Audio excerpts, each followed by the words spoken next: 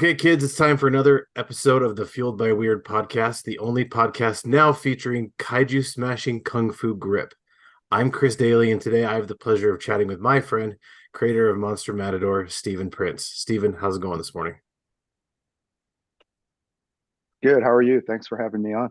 Doing good, yeah, and glad to have you. Been meaning to, you and I have kind of been online friends for a little while now, and we've kind of tried to set something Yeah, up like this, but it's never really worked out. So I'm glad that we're finally able to talk for the first time. That's yeah, pretty yeah, awesome. All right, yeah, so yeah, you yeah. It's a lot of usually fun. on, yeah. It's So, good to see the beard in person. dude, it's only part of it, man. Like it goes like clear down. It's so Oh long. wow. Oh yeah. The window's not big enough.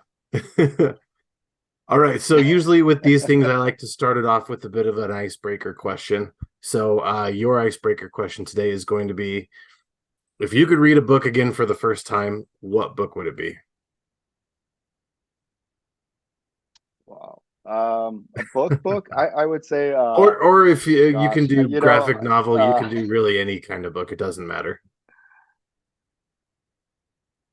I mean, I'll do. Well, since we're talking comics, I'll do a comic book. But The Okay. Invisibles.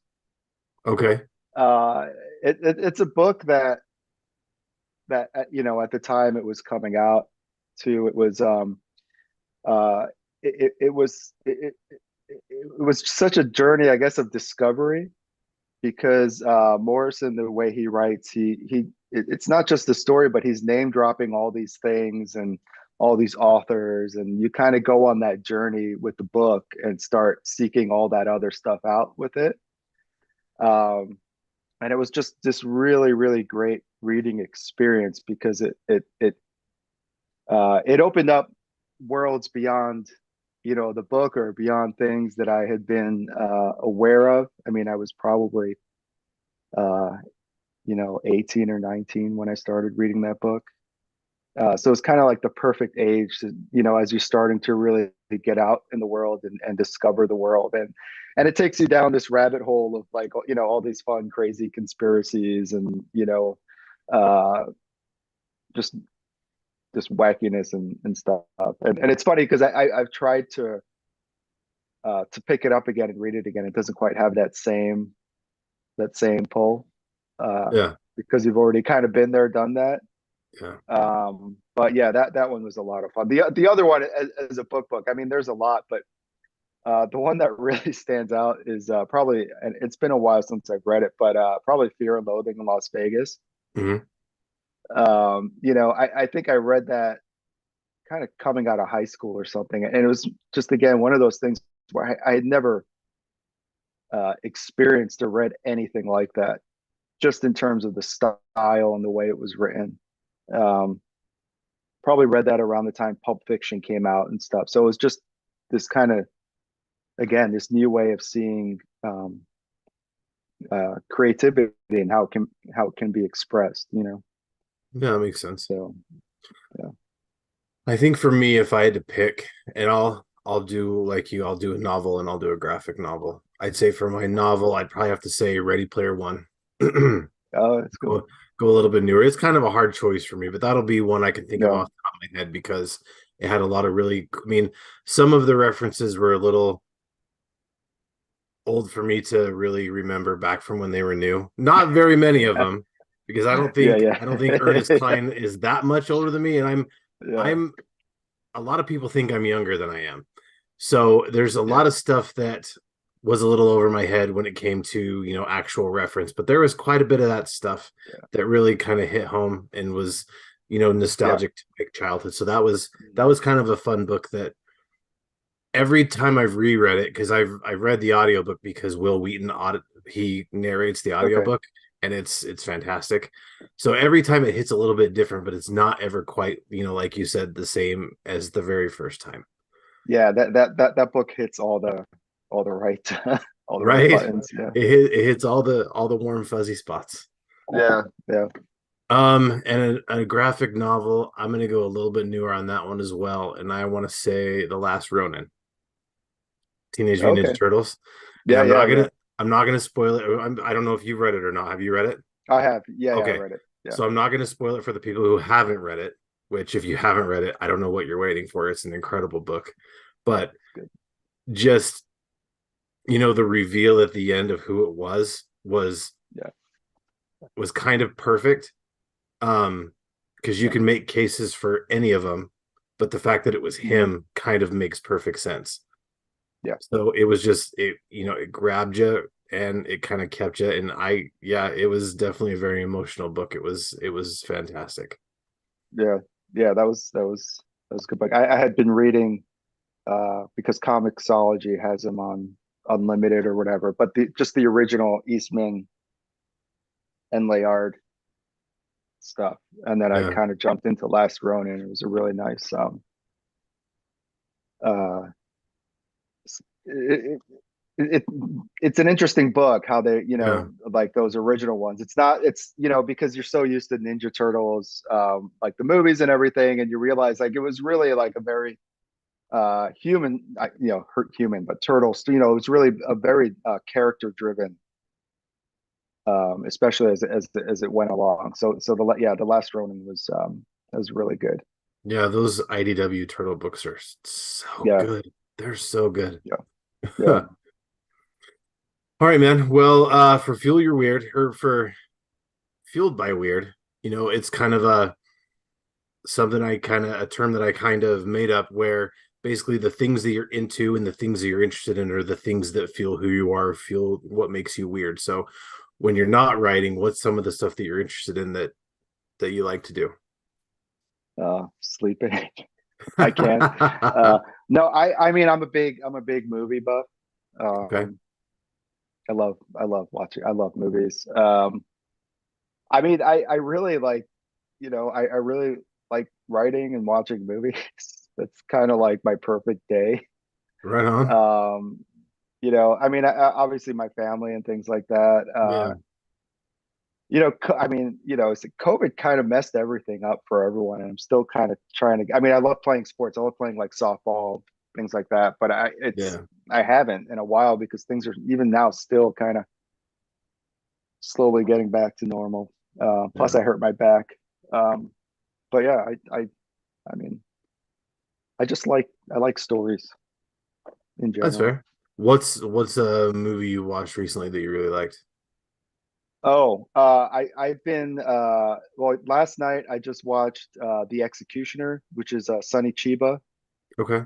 Sonny Chiba movie is for those listening, if you're not familiar, he was kind of like billed as the Japanese Bruce Lee, Okay. very influential to Quentin Tarantino, and Oh, nice. you can see a lot of where the influence kind of comes from, who he draws from. Um, Kill Bill is very much influenced by those kinds of movies. I saw the Indiana Jones movie um, last week, was it? Yeah, which I enjoyed it. Um, God, it's like I watched so many movies I can't even remember what I watched. Yeah, there's a lot of good stuff Um, out there. yeah, there's just so much, and I watched like everything, so I just get kind of like overwhelmed. I don't even know what to talk about. That's okay. Um, Well, yeah, yeah, what we'll do then is we'll switch gears. You said you spent a lot of time doing writing and in addition to watching movies. What was it yeah. that got you into writing in the first place? Well, I should clarify. I spend a lot of time procrastinating. Well, see, that's part of the writing process. That's Yeah, it very is. important. What got me into when I so here's the thing. When I was a kid, I went to a religious school, Okay. and I was really young. I was probably in nursery, kindergarten. I used to act out on the playground, like He-Man or Superman, whatever. And the teachers told my parents, no comics. Don't let them read comics. Limit cartoons, whatever. So I remember when I was a kid, they like used to sign me up for, like, I was like 7 or 8 years old. They signed me up for classes at like the community college. I grew up in Brooklyn, Kings, oh my God, Kingsborough Community College. Had like magic classes and things like that. So I mean, I did watch some cartoons, but like it was pretty limited. So I kind of had to make up stories in my head. Yeah. So that's kind of where it all started. And I think I was probably 8 or 9. I got a subscription to Mad Magazine. So Oh, nice. I started putting together like doing my own Mad magazines for my friends. I would do like little comic strips and fake advertisements and things like that. That's awesome. So it all started from there. So it really all kind of is the fault of the teachers who told my parents, you know, don't let him. Because my grandfather would bring me comics, and I remember I would get them, and we had a library like shelves in the hallway, and I would put them there. And then the next day they were, they would just be gone the next time I would go to like read them, Yeah. So I really, I had to do it all in my head. That was really for, the only way I could get that kind of media at the time. I would probably watch like, one episode of G.I. Joe a week, a He-Man, whatever, a couple hours on Saturday morning, and that was it. I had friends who would watch it nonstop. And I used to work in the toy industry, and we had cartoons on. The cartoon would be on at like 5:30 in the morning, and I'm like, who watches? And I guess kids are up at like 5:36 in the morning watching cartoons, and I'm like, this is amazing. Like Yeah. I never knew that was really a thing. I always, so. But that's how, I mean, that's kind of where it all started. And I would in class when I had assignments, I would write stories. I actually found a story that I wrote in I think it was first grade. It was called The Survivors, and it was basically Indiana Jones and the Temple of Doom, but me and my friends. Okay. So I've always been kind of there. It's always been like an outlet. It's always been an outlet. And over time, obviously, you get older, you realize that um, that's a thing. And I had teachers that encouraged me and things like that. But Nice. yeah, so Right on. So when yeah. it comes to coming up with ideas of what to write about, where do where do you generate your ideas from? Now, I mean, it's people talk about it's like a sponge, um like Monster Matador is like something that's like I've always as a kid been kind of into matadors because my grandfather had gotten me a matador cap. I've always had it, so I've always been kind of into it. There was a Peter Sellers movie called The Bobo, which he plays a singing matador, that I've always loved. And anyway, but like Monster Matador came up. It was just from word association. I had a sketchbook and I was just sketching, and I was like, okay, I'm going to create a character, like challenging myself or setting an exercise. And I know I had just watched that movie again, that Peter Sellers one. So Matador, and then Monster Matador, and it just kind of goes from there. Um, so it's and a lot of it is kind of it's subconscious. I could tell you where it all comes from, but it's not like a conscious thing. Like once I sort of get into the groove of writing, it all just kind of comes out. But a lot of it goes back to from when I was a kid, because I used to have to play the stories in my head, right? Like the cartoons in Yeah. my head, Mhm. and that's just something that has kind of just become my process and ingrained, where it just kind of like it's in my head, like it just I kind of just like let it play out, and I let the characters kind of talk and do their thing, and I just follow it, and things just kind of open up from there. It's a really weird process. I wish there were like a better way to grasp it, because it's almost like it's back in the old days they would say it was like witchcraft or something. um and every writer has a different process. I have Yeah. friends who are screenwriters, other kinds of writers, and one of the big things I know a lot of people do are like note cards, and they write scenes on note cards and they post it all over their wall, and I can't do that. I don't know. I don't. Right. My process is very different, but everyone has a different process. But a lot of it is like it's like weight training. People say write every day, do this every day. It's the same thing. You're basically training your muscle, your brain muscle, to the point where it becomes like a natural kind of thing, and to the point where it is kind of like magic. You know what I mean? Yeah. in a way, because you're letting your kind of your body you're letting your brain do all the heavy lifting, so you don't have Yeah. to stress out about it. But a lot of it too is just, it's like different exercises. Like when I'm coming up with a story, it's, what do I want the theme to be? What do I want the story about? And then you just kind of build from there. Yeah. I think, sometimes you kind of see people who are trying to write, or they're looking for the big idea, and they're starting with like, you know, the big picture and uh, all the details and whatever, and they get overwhelmed because, stories have so many connecting parts. But if you start with just, the character, all that stuff kind of falls into place as you're doing it. Yeah. Um, anyway, No, that's that's good. And yeah. that makes sense. I was talking with Rich Dueck yesterday. He's a comic book Oh yeah, writer, and we yeah, were yeah, kind of talking about that same thing where, enabled in order to write, consistently, it's like you're training you're training for a marathon where you have to run. You can't just run and start running a marathon. You have to, work your way up and slowly build up that yeah, muscle. So it's something you have to continually build or it's going to atrophy. And then, it just kind of isn't there. So in order to be able to write, you have to continually be reading or doing something to work out that muscle so it keeps fresh. yeah, yeah. Yeah. It's people say write every day. I don't write every day. I don't have the time. I wish Right. did. But it's if I'm not right, but I shouldn't say that, because part of writing too is it's the thinking. It's just, writing down ideas. It's Yeah. it's it's I have a notebook, and it's all just I have a weird thing where I kind of write in circles.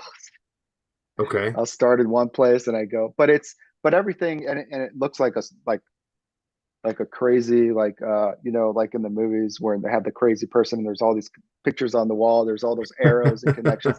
But that's how I write, because Sure.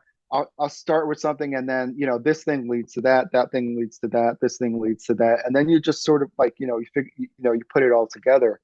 Yeah. Because I mean, like, what did they say, there's only like seven plots in the world. I mean, Yeah. Monster Matador is about a guy who fights monsters, right? That's it. That's, Yeah. at the core, that's obviously there's a lot more going on there, but that's the Right. writing. But once you have the idea of, okay, the basic simplest, uh the simplest way you can break it down, break down your idea to the simplest thing, which is Matador fights monsters. That's your A, right? Or your A is Matador, your, whatever Z is fights monsters. And now it's just a matter of like, okay, what steps is he going to take? And that's your story. You know Yeah. what I mean?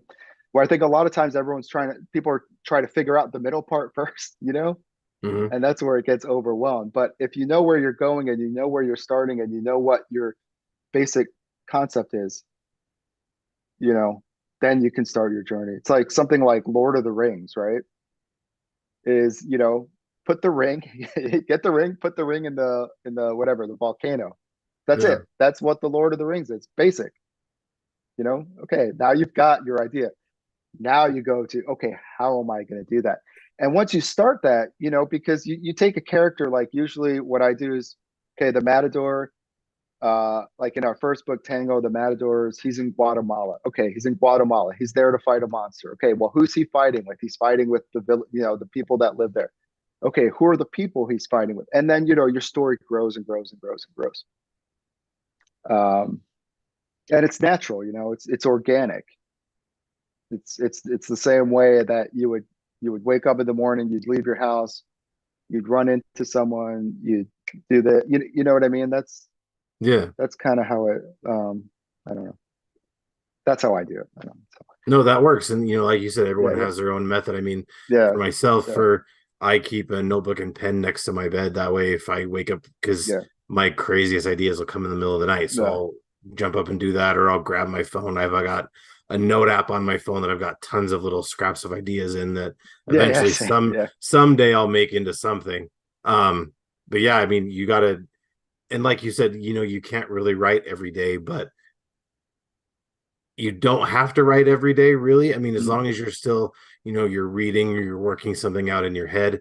And Rich and I talked about how, I've got people who will sit and say, well, I got this idea, but it needs to percolate in my brain a little bit longer. And it's like, well, that you've been saying that for 5 years. I mean, it's overcooked at this point, man. So I mean, Yeah, yeah, if you keep it in there for a little bit, that makes sense. But eventually got to get that out so you can start, making that idea into something, because you can't really chop it into something new unless you actually look at it, and then you can start reworking it how you want it to go. And it may go in a completely different direction than how it was in your head, but sometimes that's where yeah, writing, you write where the writing takes you. I mean, I'm sure yeah, in your in exactly. your Yeah, yeah, monster matador stories, I'm sure you originally would start to sit down and write it one way, and it'll take you in a totally different direction, or and sometimes that's a yeah, better one. Sometimes it makes you have to change the whole thing, but sometimes it yeah, ends up being for the better. yeah. Yeah, I definitely that's definitely true. One of the things you have to kind of learn as a writer is to let go. Yeah, And if it's an idea you love and something, you just keep it for something else. yeah, There's always more stories to tell. But yeah, I mean, writing Monster Matador, there have been, I mean, obviously we do Kickstarter, and Kickstarter is a different type of kind of how you publish comics. It's not monthly, we're doing 2 or 3 a year. yeah, So really, I've had to, I kind of structure and adapt my stories to fit into that, to know that people are getting these. It's not a monthly thing. So it does change the way you write. It just changed the way, at least for me, how I would structure stories. And sometimes there are ideas I really was kind of hoping for, and you hit that spot in the story, and you're like, oh, that's not really going to work. yeah, And you just try, and you just go in the way that the story is pulling you. sure. But yeah, a lot, sometimes people do get stuck because they really, really want to go to a certain place, and the story is just not letting them. But I'll always, those ideas will, if they're good enough, those ideas will always come back and go somewhere else. Um, but that's really for me, like that's like the real joy, and what I really love about writing is like it's that it's seeing where the story takes you. Yeah, Um, for sure. I tend I do outlines. I have general ideas of where the stories go, but then I'm actually writing the next couple issues of Matador, and the story went in a totally different direction than I thought it was going to. It's still and the thing is, you still end up in the same place, but it's how you get there. Yeah, Um, and it's but it works, and it's fun, and it's actually like, you'll find that in the process of it, you tend to come up, I think, with the best ideas, yeah. because that's when you're really that's when your brain is just kind of like doing its thing, right? Oh, for sure. I mean, Um, that's kind of what I because was yeah, mentioning before is, yeah, you have your outline for your idea where, yeah, you've got your point A, and then you've got your point B, the ending, and you go in and start writing it, but then your point B now goes to point yeah, F, and it's a yeah, yeah, totally yeah, different way to go, but it still kind of gets you where you wanted to go anyway. So yeah, sometimes, yeah, yeah, and you don't really get to generate that until you start working, until you start getting it out of your body, and it starts, right, getting your brain to work and kind of churn, because your brain can only yeah, churn on ideas so much before you're not really getting anywhere. But once you actually start right, writing it out, then it starts getting somewhere. yeah. All right, well, we've talked lots about Monster Matador. I know with Monster Matador, I can't remember exactly who it was that turned me on to it in the first place.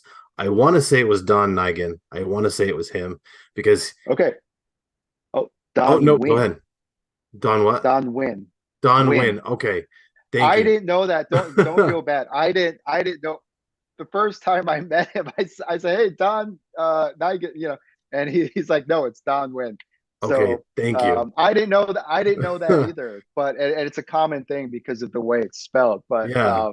yeah, Yeah, I was talking yeah. to Don's great. I love Don. And I was Yeah, yeah. talking to Jessica Mason about him a week ago, She's and yeah, she was like, I was talking about him, and she's like, who? Then she's like, oh, Don. Yes, Don. He's incredible. But yeah, Don yeah, is so good about sharing everyone's stuff. And yeah, me as a fan, I love giant monsters. I love giant robots.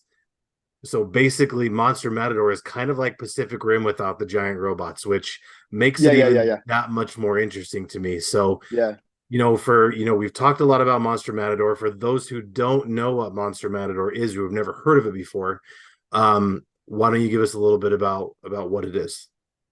Sure. It's a post-apocalyptic kaiju throwdown about a matador who fights monsters to make a better world for his daughter.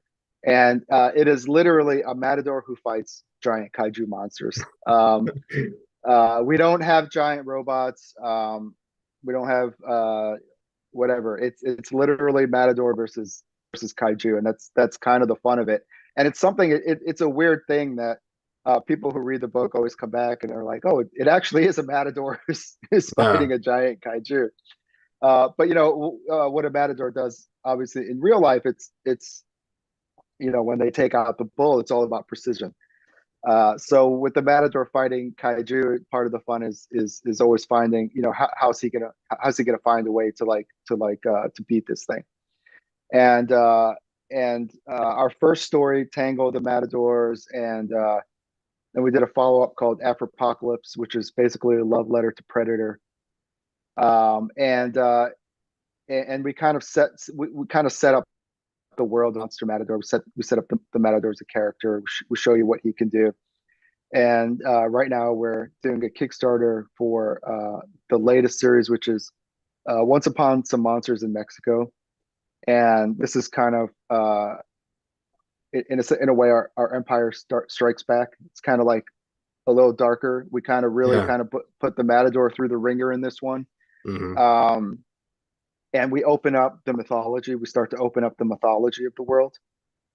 Um, there's we introduce monster fighting luchadors. Oh, that was when that happened. Oh my God, Uh, dude. As being a huge wrestling fan too, when I yeah, yeah, saw the yeah, cars coming down with the luchadors, I was like, yes. yeah. You can't do a story about monster fighting and not pay tribute to Santo, who's the great Right? Mexican luchador uh, wrestler. But yeah, so it's fun. Like there's a lot, obviously it's more than just a matador fighting monsters, Right. but yeah, there's a big there's we start to open up the mythology of the world, and it just gets crazier and crazier.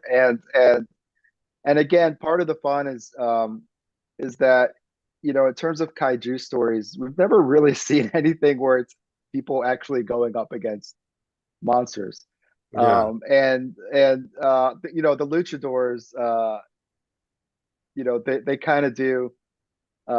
One of the guys, Fabio Alves, who's our artist, he drew him. I mean, the guy is like so roided up. And then we have one who is a little person, so we have him do the Wolverine Colossus fastball special, Yeah. at the kaiju. So it's a wild book, and we definitely have a lot of fun with it. Yeah, I was So so excited. Tango was yeah, fantastic. yeah, Afropocalypse was amazing, and Once Upon Some Monsters in Mexico was so good. And like every time I yeah, go into it, it's like, okay. So when I first read it, I was like, there's no way this dude is taking out these monsters. But then yeah, yeah, he totally does. But it's like that's the fun of it is every time seeing, all right, how is he gonna take out the monsters in this one? Because he's just a dude. And so yeah, yeah, just the fact that he's able to take down the monsters every time is fantastic. yeah. And it means a lot that the response to it, because ultimately you have to believe it, right? You Right. have to believe that he's doing that. So we're doing something right, which is good. And it's a concept that I think people are always surprised, like, oh wow, you've actually figured out a way to keep it going. So Yeah. it's a huge compliment that we're still doing this, and people have enjoyed it as much as they do, because I can tell you that we all, myself, Fabio Alves, and Alex Zeff, who's our colorist, have such a great time doing this book and collaborating on it. They're always bugging me for new scripts. Well, and that's the good So part about it is not just about fighting monsters. You've got some great right, side stories in there as well. That and especially like you yeah, said with this new one, with the kids. I'm not going to spoil that much about this because people just need to go yeah, and yeah, back the yeah, Kickstarter and read it. But yeah, yeah, and yeah, yeah, just the fact that you've got yeah, all these other side stories that kind of tie in, so it's not really just about the monsters. But I mean, but it right, is, but it's not. yeah, yeah. It's yeah, and all those things connect into the world, and obviously we're doing the storyline that's going through Mexico, so we're going to explore some things uh, there. We're going to have I have a kind of a I think I hope people will like it. It's a cool way to do chupacabras. Oh, nice. So and so we play a lot with you'll see how this story goes along, but um, we do little interesting twists on on the monsters and what they are and what they could be, just to keep it fresh and interesting. Because I never want someone going into the book going, okay, he's just going and fighting a monster, and that's kind of always the danger of a concept like this, where you don't want it to be monster of the week, right? Yeah. Um, Even though, I mean, people just want to see the guy fighting monsters, and you got to give people what they want, but you also have to figure out a way to actually keep them coming back and keep it interesting enough that that they want to come back. So Yeah, for sure. And yeah, you mentioned you're already writing the next couple of scripts, which I'm grateful for because the way that you ended once upon some monsters in Mexico, I was like, I need to know what happens next. You're very good with yeah, and that cliffhangers. thank you. That one, the next issue is actually drawn. It's finished. Oh, nice. Um, I just got to get it colored. And that one's got a little twist at the end. And then I want to get these issues out. That's what kills me about it.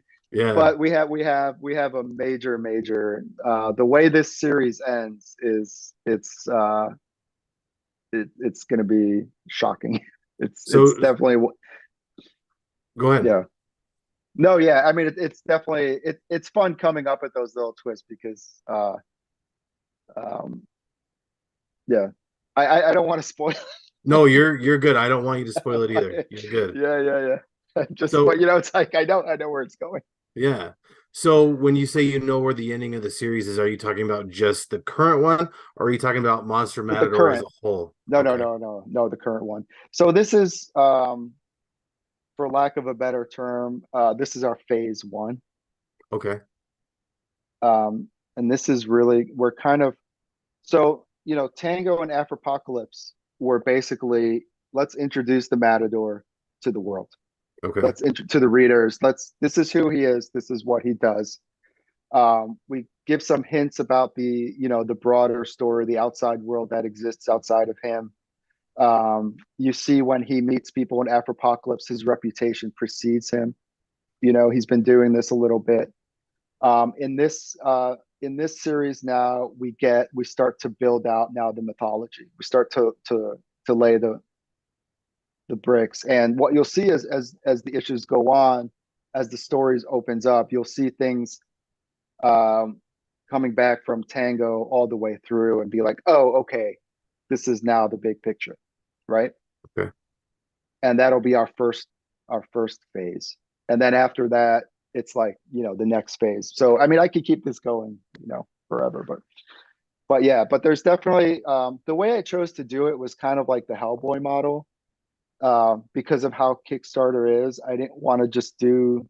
I I wanted, so they're kind of like these small stories within the larger story, and you could pick up any of these smaller stories and read them on their own. Yeah. But if you wanted to read the whole thing, I just felt that was um uh I don't know. I just felt that would work better instead of saying, here's this 24 issue series, you know.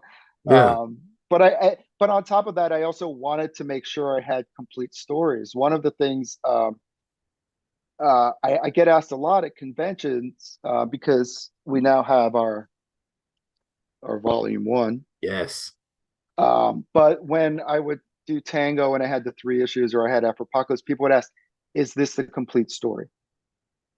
You know, they want to know that, people want to get like a whole story at least from it. Right. So at least that's something I could give them. But I yeah, think that's a hard thing, especially with indie comics and with Kickstarter, is that, sometimes creators will have a big plan to get, their story, but somewhere along the line something breaks in the process or something drops out where they're unable to finish the story. And I think that might be right. why, because just, people don't like cliffhangers if they're not going to pay off anywhere. It's Yeah, it's tough, and I mean, I've been very lucky that we've had a consistent creative team throughout Yeah. the book. Fabio and Alex have been doing the book. And one of the things, we talked a bit about writing and how you tell a story and whether ideas change and whatnot. Um, you know, when I write, like, Tango the Matadors was three issues. That was very specifically done so that, um, because of how, because I knew we were Kickstarting, because we launched it during the pandemic. Yeah. But I knew we could get three issues out, and I think we did three issues, my God, like in a year. Yeah, it was pretty quick. So and I really, and after I did the first one, I realized three issues is a lot in a year. Three campaigns is a lot, and I've been very kind of conscious of of doing kind of, after Apocalypse was 65 pages, we did that as a one shot. Once Upon Some Monsters in Mexico is going to be four issues. Um, this Mega Racha story is two issues, and then so it's kind of like you get complete stories within the stories too. Like, Yeah. I, it is a challenge, and I felt for a concept like this, people are not going to want to wait 3 years to get to him fighting the Right. monster. You know what I mean? Like, this is the kind of book where, you want to hit the ground running. You want to see him kicking ass. You want to see the story built out, but you want it. This is action. This is like really. I love 80s action movies. I love that. I love that pace. I love that craziness, the chaos. Yeah. And for Matador, and I know also for a lot of kaiju, for people who love kaiju, they're in it for the monster. So, Yeah.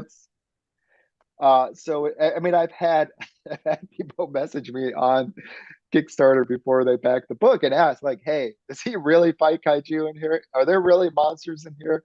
You know, because I don't want to read a book about people talking about monsters. I want to see some monster.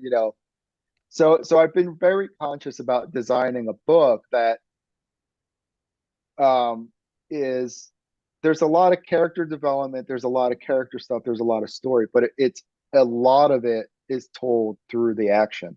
Yeah. Tango the Matadors introduces a lot of characters, and if you actually, all of those characters have an arc, you know, whether it's, they all kind of start in a place, but it's all told through the action. You know what I mean? It never lets up. You start that book, the Matadors being carried by the Volagante, the monster, into the story. Like, the reader Mhm. is carried into the story, and it's fight, and it's boom, and you're just, for three issues, it's headlong, uh, into the action. So yeah, it's something that I've been very conscious of, and it's been very, in terms of how I craft the stories and write the stories. I really like to keep it to like 3 to 4 issues max. This way, people can really get the story in a reasonable amount of time. That And makes sense.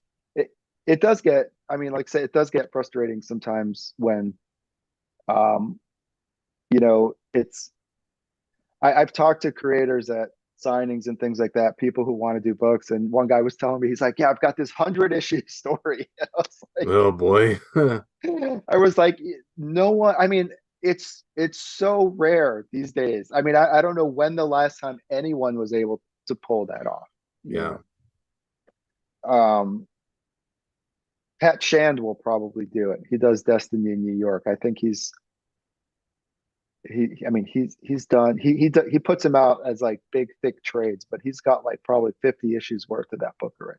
But Oh he's been wow. doing it, through Kickstarter Sure.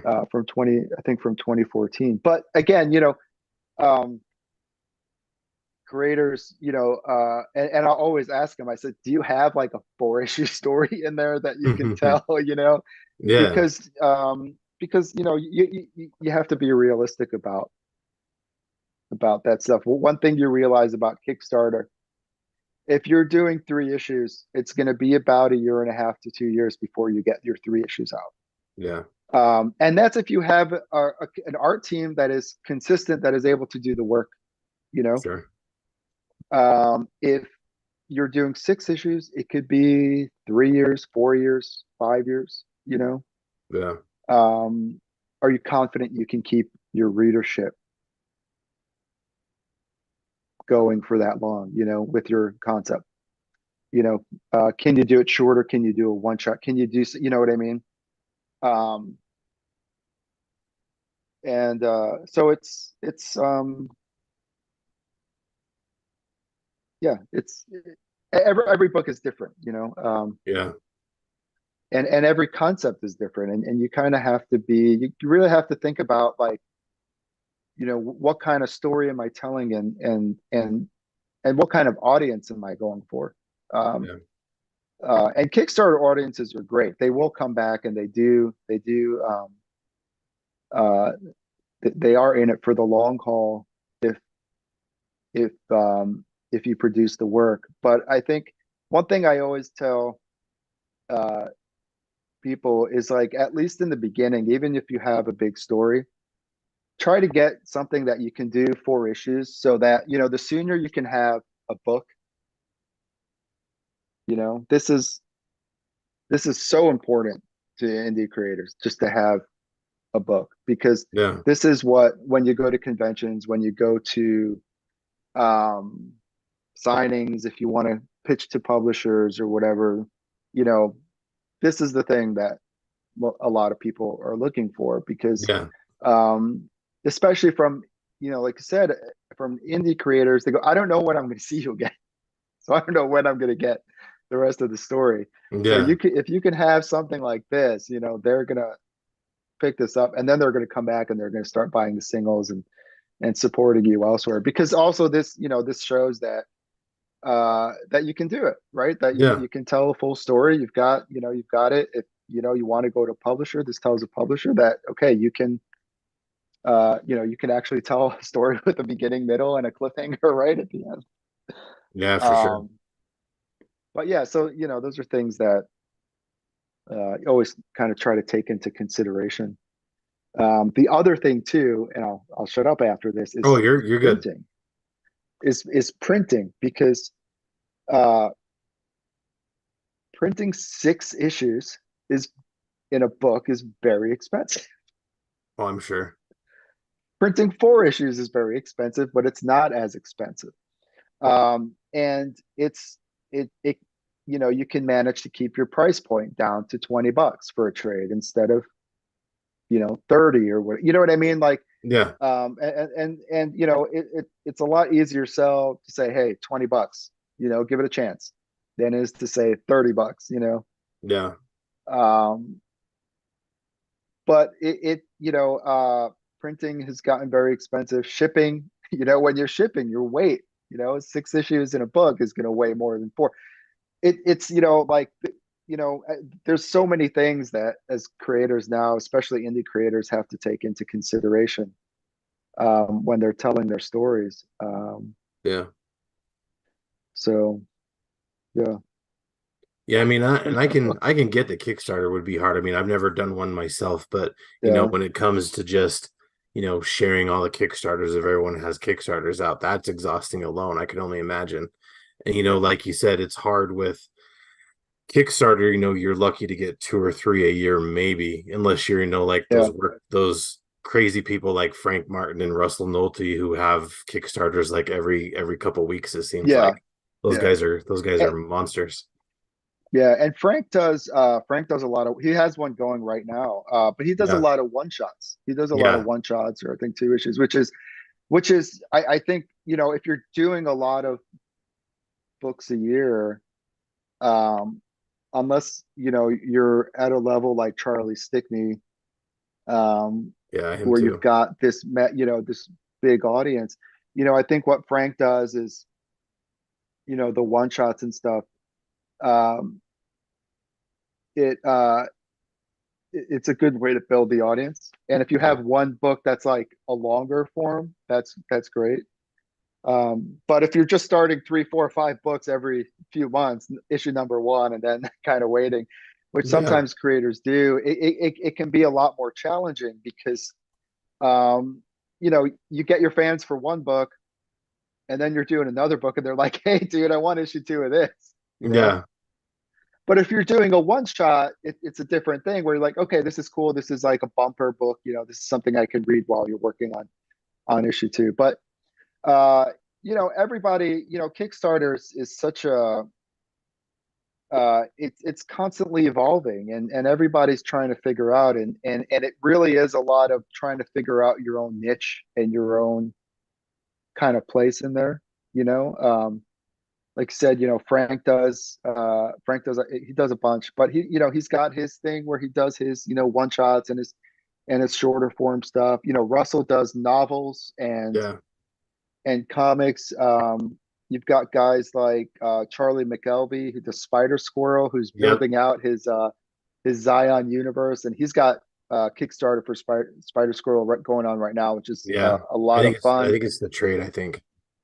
Yeah, Laurie Foster, who's Unlikely Hero Studios, Love those guys. publishes a bunch of different. Yeah, but they all, but everyone does their, and they're more like a publishing house, Right. Hmm. and they've got so everyone does things different, and as a creator, you've got to figure out not only what am I going to do, but what am I capable of doing, Yeah. because again, too, if you're printing books, you're carrying stock, Right. you know and it's for me, there are other books I'd like to do, but with Monster Matador, a lot of it has to do with one, keeping the momentum of the book going, but also uh I've got Fabio for 3 months, and if I do another book, I lose Fabio, or I've got to wait another 6 months or a year before he's free again to do a book. Yeah. So a lot of that is based on, because for me, it's like, as long as I can keep this team together, I think it's awesome. That consistency is great, For sure. and they love doing the book. So there's so many, it's a lot, Yeah. and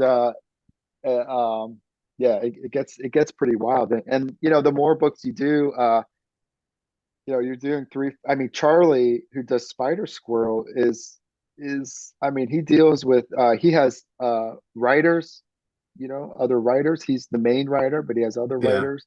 Hmm. He's got a whole bunch of artists, and all those people need contracts, all those people need approvals, all those people need to. So, and it's a lot of work. Yeah. And that's the one thing you find when you do a Kickstarter is that you're a publisher, you're an independent publisher, Yeah. and a lot of my time is spent dealing with publishing stuff. When I printed the books, a lot of it was finding a printer, and we had to, because of the paper shortages, we actually, through Richard Fragre, had found a printer in China that was doing good printing, and I had been trying to print it in the U.S.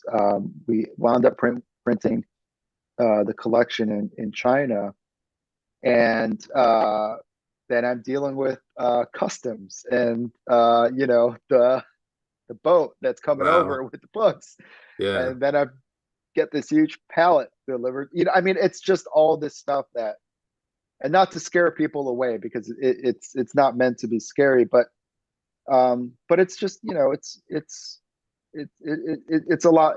It's a lot to sort of take into, and that's the wonderful thing and the great thing about the community of Kickstarters and the creator community is that everyone is willing to help, and everyone Yeah. is there to offer advice. I mean, um, uh, all it's we're not in competition with each other. You know what I mean? Like, I mean, Yeah. in a sense, our books are, but like, Monster Matador is not in competition with Spider Squirrel, is not in competition with, because the audiences are not the same. Right. Uh, you're not necessarily, if I, and I've seen this sometimes, but if I promote someone else's book, that doesn't mean that someone is, oh, well, I'm going to get their book instead of your book, because my book might not be the book they're looking for, but they Right. might be looking for my friend's book, and that's great because a stronger community is a more successful community. Absolutely. um so, and it's really like, I don't think any of us would be able to do this and really kind of continue to do it without the support of other creators. Yeah. um so I Yeah. feel like I'm going on Definitely. tangents and Nope. things, but You're I totally know. fine. No worries at All all. right. All right. Um, so one other question I wanted to ask you before we Yeah. close is when you're coming up with the stories for Monster Matador, how do you decide on the monsters you're going to use? Your big bads, I guess. How do you decide on which monsters to use? Okay, so I try to come up with something that is uh like specific to the place where the monsters are. Okay. I mean, where the story takes place. Sure. So for Tangle, the Matadors is Guatemala, and they've got something called, I forget what it was called now because it's so long ago, but it's like a giant black fly or something like that.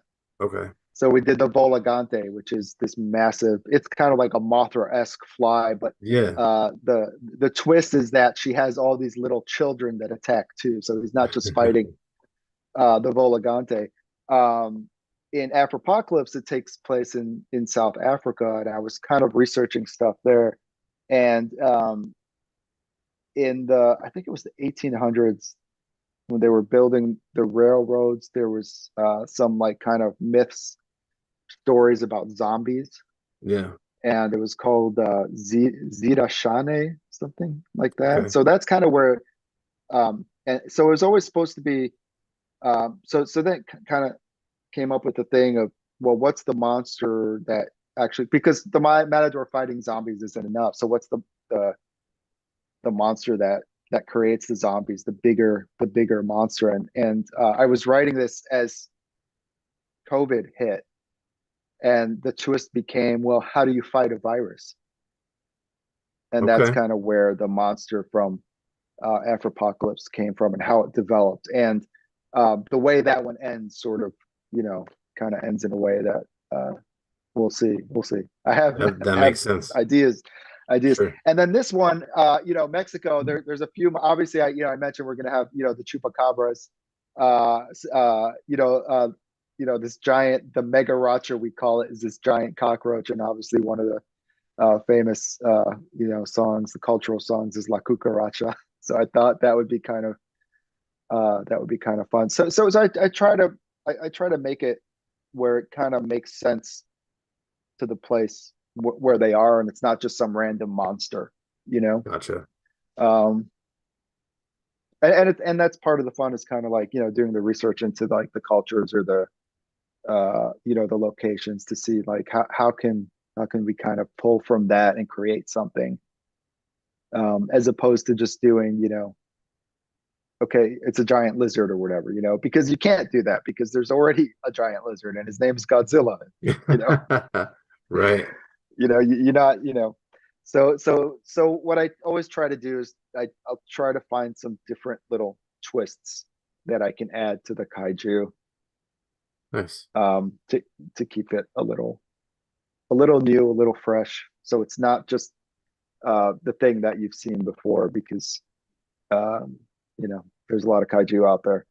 Yeah. uh, so yeah, so like with the Volagante, we added her kids to it too, Nice.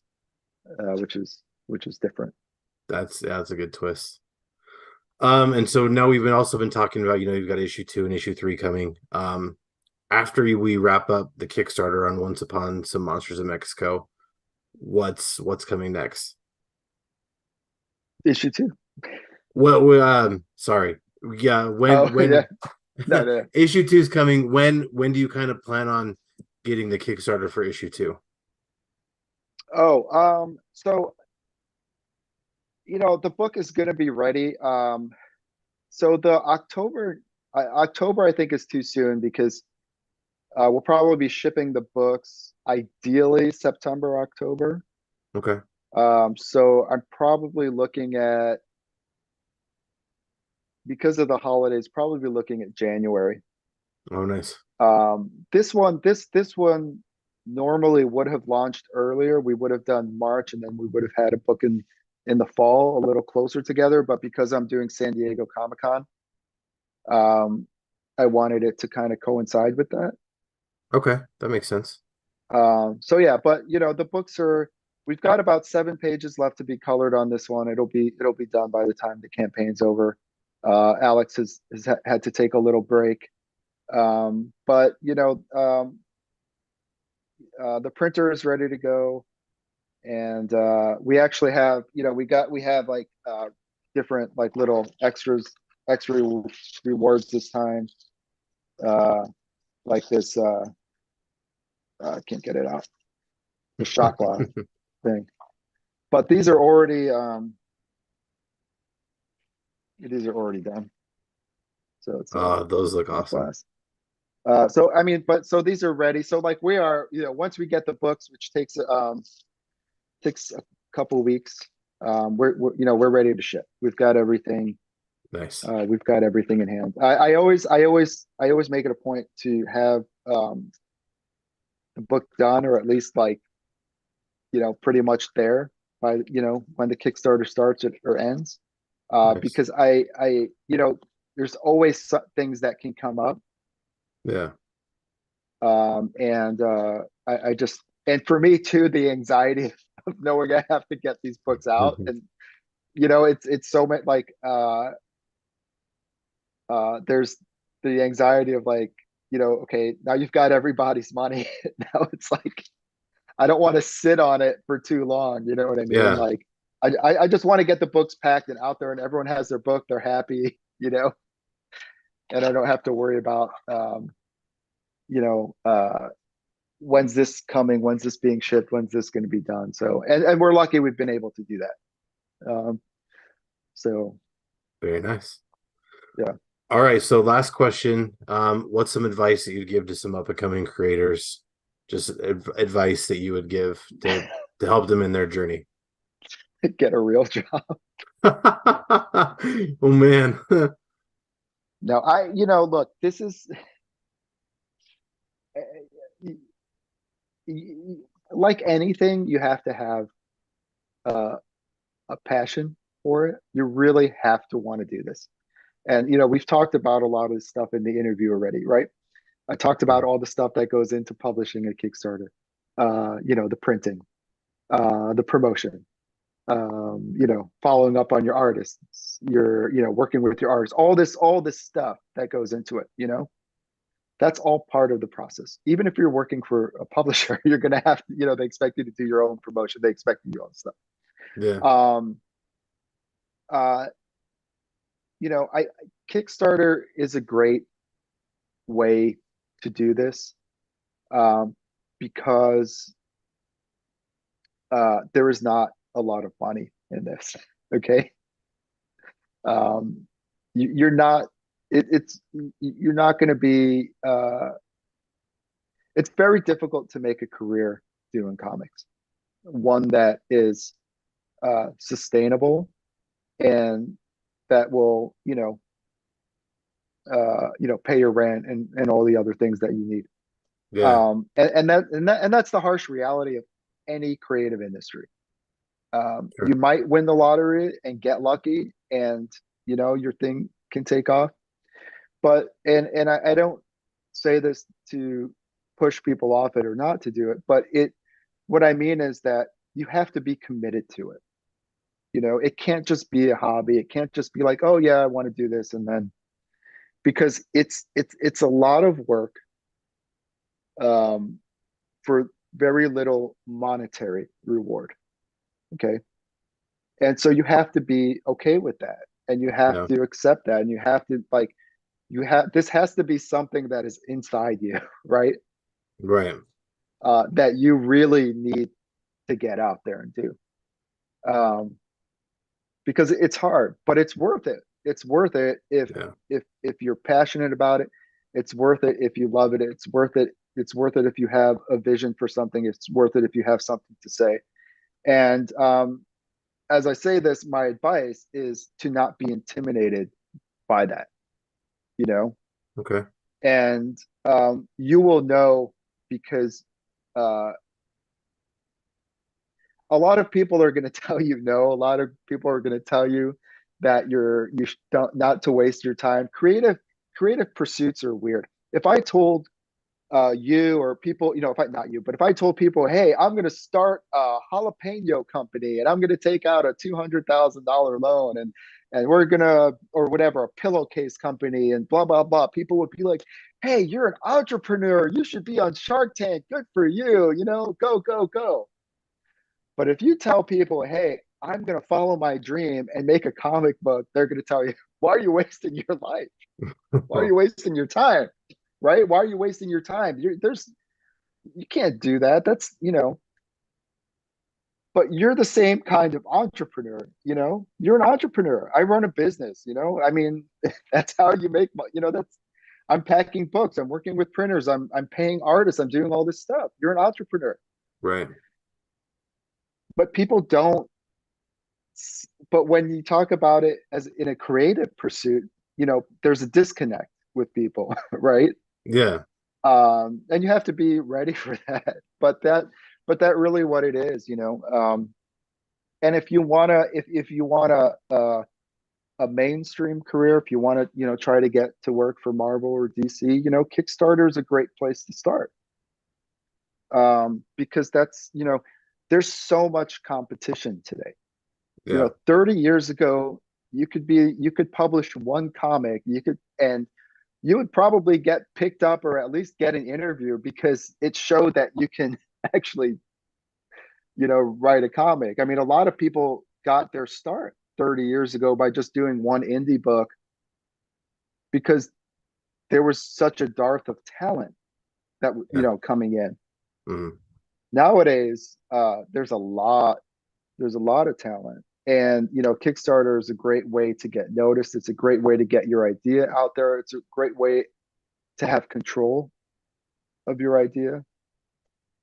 A lot of books get picked up off of Kickstarter, um, if that's what you want, you know. Yeah. Um, so yeah, I mean, you know, but do it, but you have to be honest with yourself, and you have to be realistic with yourself. That it there's a lot that goes into it, you know, Yeah, so and really you have to be you can't get into it for the money because if you're getting into it for the money, you're getting into it for the wrong reasons. You have to really, really want to do it or just for the not sake even of doing it. yeah or just for hey, I have this story I want to tell, but Right. it's so much more than that. It's you know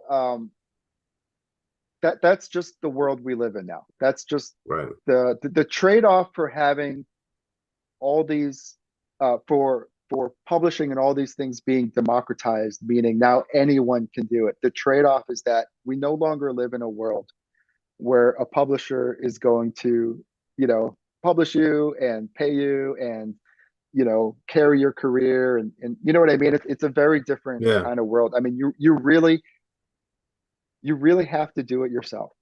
Right. You know, the days of going to conventions and you know just getting picked up by Marvel or whatever, you know, they want to see you do the work. One of my friends is and I think you know Dave Pepos. Kind of, um sort of. Kind of okay. Dave does Savage, he just did Savage Avengers. He's doing a Moon Knight book for Marvel. He started with Action Lab. He did a small indie book called Spencer and Locke. Um, he did a book for Aftershock, Scouts Honor. He did a couple other books. He did a Kickstarter book, the OZ, and he got on people's radars doing that. And he worked his way up, and he got a Marvel gig, which is what he had always, that was his goal. But it was a long road, and it Yeah. wasn't just, hey, I'm gonna go work at Marvel, this, Right. here I can write. You have to show, you have to show Marvel that you can do it, because the way these businesses are run today, um, they don't have the luxury of taking a chance on someone anymore, Right. because they don't sell enough books, individual books, Mm. to take chances on people. Back in the day, they used to do those annuals where you'd have, like, that's where it would be the kind of the trying ground for new talent and stuff like that. That doesn't exist anymore. The trying ground for new talent is Kickstarter. You Yeah. know, it's smaller companies. So go for it, but you know, be honest with why you're doing it, because it's a lot. It's a lot of work. It can be a lot of anxiety, and no one is, most people really are not going to understand why you're doing it. Yeah. You You just got to know, do it for you sometimes. right? Yeah, you just got to do it to you. It's the reason why you do these podcasts and you do your things. It's a need, and it's necessary to express for your healthy state of mind, to be able to kind of to have these outlets for ourselves, to tell these stories, to have these creative outlets. Yeah, for sure. I mean, I do this podcast and another one, and I don't expect any payout or money for it Right. ever. Yeah. But, Yeah. I like, I mean, you and I are creating a conversational story, not in, Mhm. the the typical sense of, writing out a story, but Right. we're creating a conversation, which Right. is fantastic. So yeah, just Right. being able to reach out and talk to people is still, it's, and getting the stories behind the stories, because something that I really am into, the one of the things that I guess feels my weird is, if I hear about a story, I want to hear the background of the story, how you came up with the story, what Mhm. went into creating the story, or even coming up with the idea in the first place. That's something I Yeah. really enjoy. So you can't get that really. I mean, you can get it to a point, by writing it out or chatting about it online, but really it's different making that connection with a person, and that's, the awesome thing about Zoom calls is, I live very far away from where you live. Um, Yeah. and there's a chance we might not ever meet in person, but we can meet online and we can talk about this Yeah. Yeah. kind of stuff online. So yeah. Yeah. And one of the things too is that you'll start to see that everyone has the same advice, everyone has the same story, everyone has the same thing, and that's, like I said, that's a nice thing about the creator community, is that people Yeah. are willing to help. People will help. I mean, like, I mean, I remember when I met you, you were starting that wrestling podcast, and I think I introduced you to Ryland. Yeah. And that's kind of how we, because I'm not like a big wrestling guy, but I was like, oh well, Ryland's a big wrestling guy. Ryland Grant is another, for people watching, listening, is another writer. He does a book called Banjax and the Jump. And One last thing I'll say about it, if you have a comic shop in your neighborhood, or even there's those websites, Meetup or whatever. I met a bunch of creators. There used to be a store out here. I'm in LA, called Meltdown Comics, and they used to have creating comics classes. And I did story workshops, and I met Ryland Grant. I met Carlo Nappi, who does Duplicant. I met uh, oh my god, I just saw him last week. Tony, I'm so Tony Fabro, who does Three Panel Crimes, and we've kind of we've been friends now for almost 10 years, and Ryland started doing panels at conventions, and he did a panel on indie creators, and he invited me to do that. I met Dave Schrader, who's a good friend of mine, who I'm writing something with right now. But your community builds. But Yeah. there's a store here called the Comic Bug that has a Sketchy Bug, which is a group of comic artists and writers. And the point being is that if you want to do this, it's so important to have community, people who know, who understand what you're doing, who support you. Yeah. And you'd be surprised how many people are in the same boat as you, who just want to do the thing. Yeah, for And sure. having people around you who want to do the thing motivates you to do the thing. I can tell you, I wouldn't be doing this book. I wouldn't be continuing to do this if I didn't have all these creators lifting me up in the background Yeah. and helping me out, because there are days when you're just like, why the fuck am I doing this? Like, I don't want Right. to do this anymore. It's just Yeah. not. And then someone will make a comment. I did a show convention, and someone who I saw last year came back this year, and he came up to me and he said, "Hey, I was looking for you." He was like, "I just, what's new with Monster Matador? I just want to tell you, this was my favorite thing that I got at the show last year, and I've been waiting to come back this year to see you, That's awesome. to get." And my I was at a table with Eddie D'Angelini, who's another creator, and I remember after I talked to the guy, he left. I was like, "Fuck, now I have to keep doing this." You know what I mean? Like, but but those are the things Yeah. that's the fuel, and as you do it, you'll find those people, and people are people want to support you. That's really the thing that Kickstarter shows, that when you have your book printed, and you reach out to your comic shop, and they let you do a signing or whatever, it's really cool to see that, yeah, people really are interested in supporting you, and taking a chance on you, Yeah. and all that stuff. So it is worth it, because you will get that reward. You just might not be sitting on a pile of money. Yeah, for sure. I mean, Yeah, like you said, when I, back around the COVID times, I was wanting to get creative and start doing stuff. And yeah, my current crop of things I was doing on social media wasn't conducive to that. So I wanted to reach out to find people who were doing stuff who would maybe help inspire me. So that's why I found you. That's why I found Don yeah, Wynn, yeah. Chad Perkins. As much as we like to rag on Oh, Chad, Chad. as much as we like to rag on Chad, um, Don't get me started. It's a whole other podcast. right? I love that guy. I can't say enough Yes. nice things about him, even though lots of people like to rag on that guy. But you've got the Morgan Iversons and the Danny Quicks, and I'm going to name drop a bunch of people and Yeah, no, Kyrune Silva.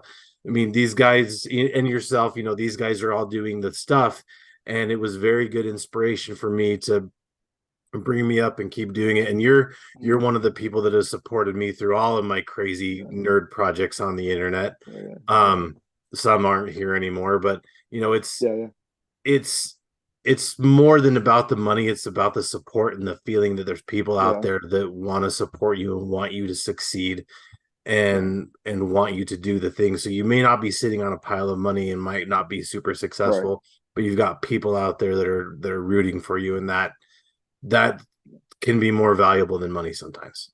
Yeah, and it mean and like you say, it means so much that we have people like you, the Blake Morgans, and Yeah. all those people who really, who take the time to do these interviews with us, because we wouldn't, we need it, because no one else wants to talk to us. You know what I mean? So it means so much to us to have that outlet and that voice, and people find us through these things all the time, and that's really, it's a huge, um, it means a lot, obviously, Yeah. but it, it it gives us, access beyond where we usually would. It allows us to reach out to people we wouldn't normally get to reach out to. So Yeah, I mean, and with my original project, Nerds Week, it was something that I right, wanted to do to bring indie creators to a platform where, you know, people who wouldn't normally see them will see them because, I've got right, friends that are interested in a lot of things I'm interested in. So like, oh, you like this, you should check out Don stuff yeah, because Pablo the Gorilla is something I very much want to talk about. And you're into giant monsters. Hey, check out Steve's Monster Matador because right, it's yeah, fantastic. yeah, And the big two get enough attention from yeah, literally everybody. yeah, So there's all yeah, these guys out here that are doing amazing things that yeah, don't get the attention they yeah, need. And trying to do that by yourself is a daunting task. And so, I've hooked up with these guys at Geek Network and they have the same kind of passion that I do. So it's cool that, you know, right, that we can finally start getting the indie creators the attention they deserve and they yeah, yeah, definitely have earned. And I've just recently met Blake, and Blake is a fantastic guy, and he's got the same kind of like it's, passion. So yeah, it's awesome that we're yeah, starting to yeah, get that network of not necessarily creators in the standard sense or the traditional sense of getting right, stories out there, but we're getting the stories of the people making the stories out there. So it's right, cool that we're finally starting to get a community, of guys like me and like Blake that are trying to help you yeah, guys get the word out there for you guys because like I said, the big two get more than enough attention. It's time to start bringing attention to the little guys. yeah, yeah, All right, so um let's give you a minute to plug yourself. You've mentioned you're going to be at San Diego Comic-Con. yeah. When where can other people who don't already know, where can they follow you online to get all the updates on everything Monster Matador? So I'm Monster Matador on Twitter, Threads now, I guess, Instagram, Facebook, just at Monster Matador, whatever. Uh, monstermatador.com. And right now through August 10th, we have a Kickstarter for Monster Matador Once Upon Some Monsters in Mexico. But I've cornered the Monster Matador social media market. Nice. And I love how Which yeah. you have the same opinion of Threads as I think everyone else I've talked to. Threads, I guess. Yeah. I don't know. It's I'm not going to go on a rant. Twitter has been challenging, Yeah. to say the least. It's just uh, the platforms have changed. The reach, Yeah. the ability to reach audience has changed on all these platforms. Facebook, Twitter, Instagram, um, Threads. I don't know. We're all looking for that next.